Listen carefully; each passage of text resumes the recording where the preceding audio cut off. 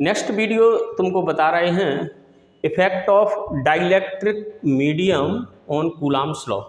तो Coulomb's law में हम जानते हैं कि दो चार्ज हैं Q1 और Q2, दो चार्ज हैं r डिस्टेंस पर एयर या वैक्यूम में रखे हुए हैं, तब उनके बीच में force acting between the charges is 1/4 pi epsilon not Q1 Q2 upon r square.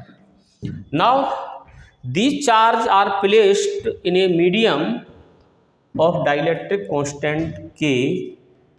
Yes, as suppose they are placed in kerosene oil or they are placed in water, then in other medium let the force acting between them is Fm.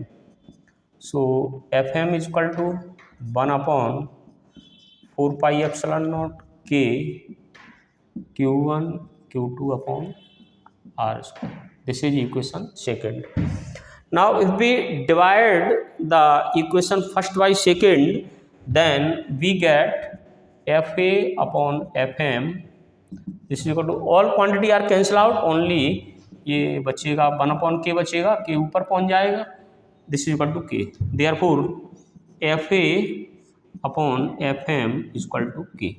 So we define the dielectric constant as the force acting, the ratio of force acting between two charges kept in air to that of the medium is called the dielectric constant of the medium. The ratio of force acting between two charges kept in air to that of the medium is called the dielectric constant of the medium. Dielectric constant की कोई unit नहीं, it has no unit because it is the ratio of two similar quantity. Therefore dielectric constant has no unit. K has no unit. Now एक इस पर numerical करते हैं. Let us suppose the force acting between two charges kept in air is 100 Newton,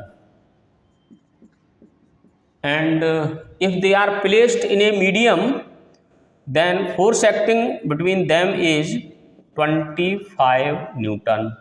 Then find out the dielectric constant of the medium. So given Fa, force acting between two charges kept in air is 100 Newton. Now they are placed in a medium, then force acting between them is 25 Newton. From formula K is equal to Fa upon Fm. So this is equal to 100 upon 25. This is equal to 4. Therefore the dielectric constant of the medium is 4.